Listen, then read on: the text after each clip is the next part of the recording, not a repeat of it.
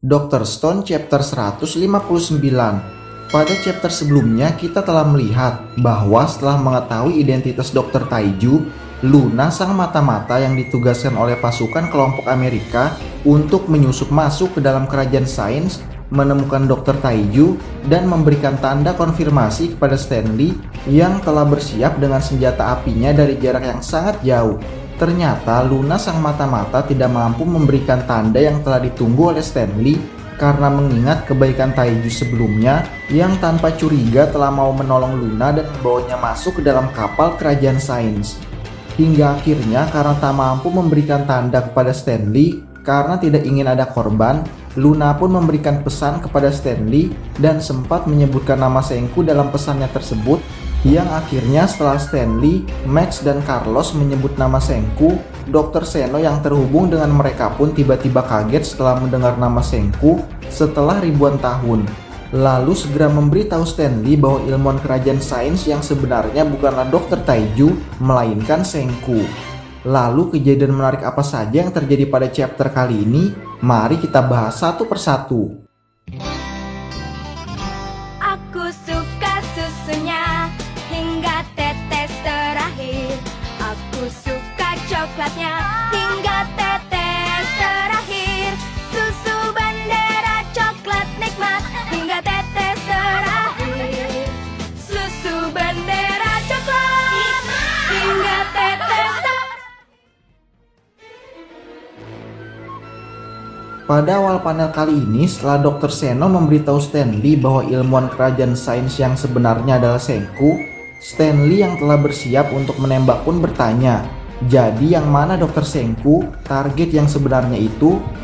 Lalu dengan cepat Dr. Seno yang sedang berada di dalam markas kelompok penduduk Amerika pun mengeluarkan sebuah piringan yang di dalamnya tersimpan sebuah rekaman percakapan Senku. Lalu berkata, "Hanya dengan suaranya saja, aku bisa memperkirakan tinggi badannya." Lalu mungkinkah seseorang dapat diketahui ukuran tinggi badannya hanya berdasarkan suaranya? Ternyata penelitian mengukur tinggi badan seseorang berdasarkan suaranya sudah pernah dilakukan dan memberikan hasil yang cukup akurat. Mengidentifikasi tinggi badan dari suara seseorang terkait dengan tipe suara yang disebut resonansi subglotal. Resonansi suara ini dihasilkan dari saluran udara paling bawah pada paru-paru. Frekuensi resonansi subglotal berbeda pada tiap orang, bergantung pada tinggi badan seseorang. Semakin rendah resonansinya, maka badan seseorang diperkirakan makin tinggi. Lalu dengan menggunakan cara tersebut, Dr. Seno yang telah mendengar kembali suara Senku dari rekaman yang telah ia simpan pun mencoba menghitung kemungkinan tinggi badan Senku, lalu juga membandingkannya dengan pertemuan pertama dan terakhir mereka pada saat mereka bertemu di Amerika. Hingga akhirnya dengan kemampuan Dr. Seno pun mendapatkan beberapa data yang disampaikannya kepada Stanley sebagai parameter yang dapat digunakan oleh Stanley untuk dapat menyempitkan pilihan target mereka. Dan data tersebut adalah tinggi badan 5,7 atau 5,8 kaki dengan toleransi sebesar 1 hingga 2 inci. Usia 19 tahun dan jenis kelamin laki-laki. Lalu berdasarkan data yang diberikan oleh Dr. Seno tersebut, Stanley pun akhirnya berhasil menyempitkan jumlah target menjadi 3 orang yang sesuai dengan parameter yang diberikan oleh Dr. Seno. Dan ternyata salah satu dari ketiga target tersebut adalah Senku. Namun di sisi lain di atas kapal kerajaan sains, setelah Ryusui sang kapten kapal menyadari tingkah mencurigakan Luna, Ryusui pun akhirnya menyadari bahwa ada seseorang sniper yang sedang mengincar mereka. Lalu berteriak kepada semua orang kerajaan sains untuk cepat bersembunyi yang menyebabkan kekacauan dan kepanikan terjadi di atas kapal.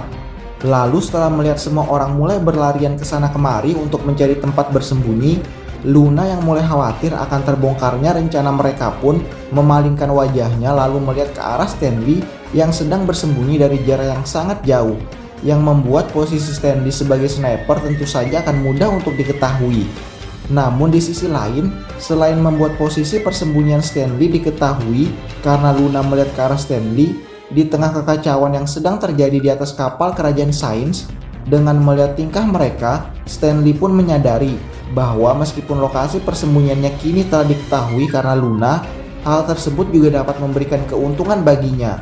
Karena menurut Stanley, pemimpin kerajaan sains yang berpikiran tajam juga pasti akan memastikan posisinya dengan melihat ke arahnya dan membuat Stanley mendapatkan konfirmasi bahwa di antara ketiga orang target tersebut, orang yang akan melihat ke arahnya lah yang pasti bernama Senku. Lalu setelah mencoba mengkonfirmasi tempat sang sniper dengan melihat ke arah yang Luna lihat, tiba-tiba Senku pun juga tersadar bahwa dirinya tanpa disadari juga telah menunjukkan siapa identitasnya dan membuat Senku segera berlari. Lalu di saat Stanley telah mengetahui siapa dari ketiga target tersebut yang bernama Senku dan akan menembak Senku, Stanley pun kembali bertanya kepada Dr. Seno untuk mengkonfirmasi apakah Dr. Seno yakin ingin Senku mati. Dengan mengambil waktu untuk berpikir, Dr. Seno yang telah mengenal Senku melalui cara berpikir, tulisan dan kesukaan Senku terhadap sains, melalui tulisan-tulisan email yang dikirimkannya kepada Dr. Seno, Dr. Seno pun akhirnya yakin bahwa meskipun dengan sainsnya, Dr. Seno bisa menguasai dunia. Dr. Seno juga mengakui bahwa jika bekerja sama dengan Senku, dominasi mereka berdua pasti akan berlipat ganda. Namun berkat pengenalan Dr. Seno terhadap Senku, Dr. Seno pun berkata bahwa itu semua merupakan sesuatu yang tidak akan pernah diterima oleh Senku. Lalu dengan yakin Dr. Seno pun mengkonfirmasi pertanyaan Stanley dengan berkata, "Ya, lakukan." Lalu setelah mendengar jawaban dari Dr. Seno, Stanley yang telah siap untuk menembak pun akhirnya melepaskan tembakannya yang mengarah kepada Senku. Yang mana ternyata setelah Senku menyadari bahwa identitasnya telah diketahui, Senku pun berlari lalu mengambil tepung kentang yang kemudian digunakan oleh Senku untuk membuat sebuah pelindung dengan mencampurkannya dengan air. Lalu dengan meningkatkan tekanannya, maka kekentalan campuran tepung kentang yang dicampur dengan air tersebut pun meningkat ke titik yang hampir padat. Yang mana konsep tersebut ternyata pernah diteliti untuk membuat rompi anti peluru meskipun desain tersebut tidak pernah digunakan. Lalu setelah berhasil membuat pelindung dari campuran tepung kentang dan air dalam waktu singkat, peluru yang dilepaskan oleh Stanley pun tepat mengarah ke Senku dan tepat mengenai pelindung anti peluru yang baru saja Senku buat. Lalu apakah pelindung anti peluru buatan Senku tersebut berhasil melindungi Senku atau ternyata peluru Stanley lah yang malah berhasil menembus tubuh Senku? Sepertinya kita harus menunggu chapter-chapter selanjutnya untuk mengetahui jawabannya. Nah, itulah kejadian-kejadian menarik yang terjadi pada chapter kali ini. Gimana menurut kamu? Tinggalkan komentar kamu di bawah ya. Terima kasih sudah menonton video kali ini dan jangan lupa untuk dukung dan subscribe channel ini agar channel ini boleh terus berkembang. Terima kasih. Sayonara. ありがとう君